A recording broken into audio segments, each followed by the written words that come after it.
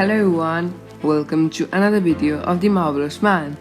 So, today we'll be talking about that X-Men are being introduced to the Marvel Cinematic Universe at some point, but how, and when and where. We break down what we know and imagine the rest.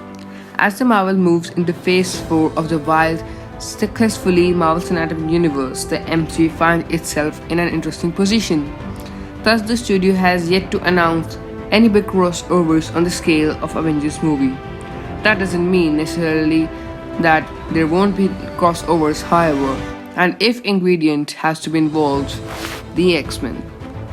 Ever since Marvel regained the film rights of X-Men after Disney bought 24th Century Fox in 2019, fans have been speculating about how everyone's favorite superpower mutants might finally join the MCU. Marvel has remained tight-lipped about how the X-Men will join the fray, and given the situation facing the studio, that's understandable.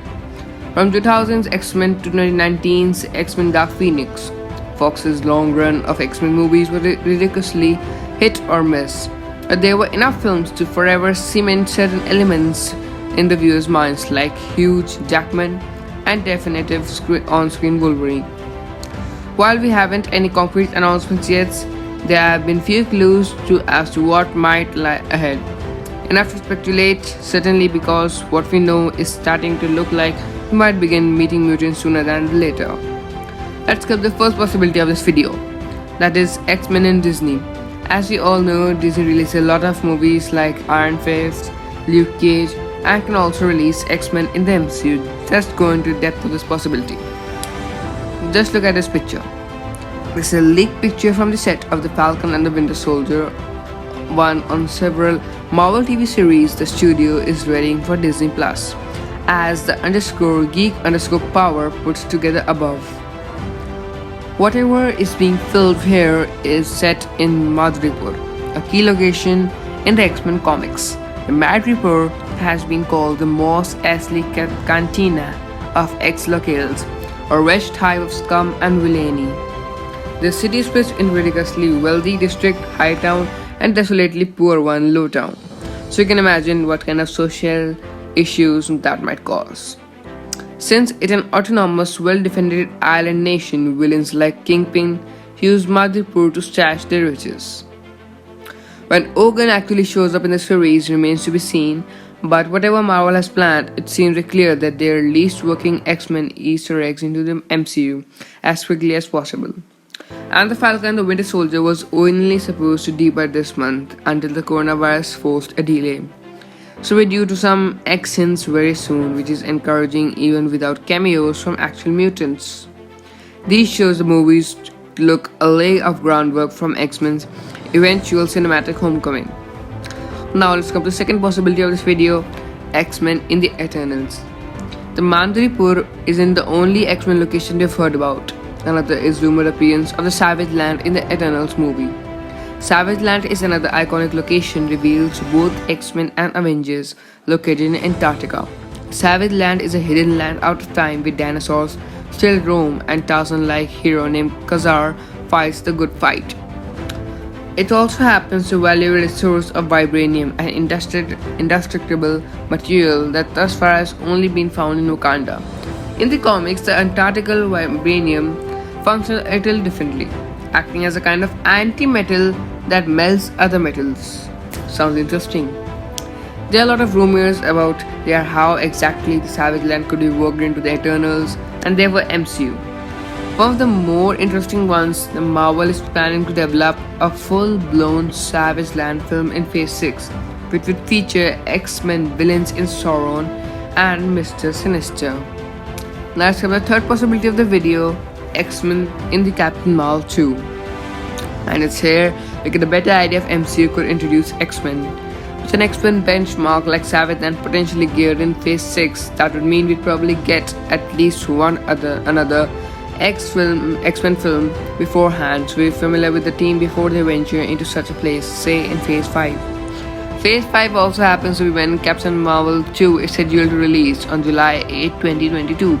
And it's been rumored that the movie could function as a crossover event comparable to Captain America Civil War, which was technically a Captain America movie but still had Avengers running around all over it. and that's really exciting because one of the iconic members of the X-Men has origin story and is directly tied to Captain Marvel Rogue. Rogue is known mostly as a good guy, but in her first comic appearance in the Avengers Annual 10, she is actually a villain who absorbs Captain Marvel's power and memories before dumping her body and leaving her powerless amnesiac. With the help of Professor X, Carol actually gets her memories back, but it isn't until much later that she regains enough power to confront Rogue directly. But then, Rogue is redeemed herself and becomes a vital part of X-Men. However, the situation is complicated. Very, very complicated. Give that the Captain Marvel 2 comes along the right around the Marvel should really be digging into the X-Men. This seems like a golden opportunity to introduce the long-standing feud on the big screen and lend some serious gravity to introduce some of the several key mutants including Rogue and Mystique. It would also make a sense of Captain Marvel aka Carol Danvers to go through something like this. In film, she's basically an unstoppable super saiyan who can go toe to toe even with Thanos. Taking her away her powers and forcing her to find a new way forward seems like a really natural progression for her character. X-Men Origins. Now, the question arises that how will the X-Men origin? How will they come into the Savage Land? How will they come into the MCU? So, if they're mutants like Rogue running around, how we have ever heard of them? Will they arrive at once, or will they have been there all along, similar to Eternals?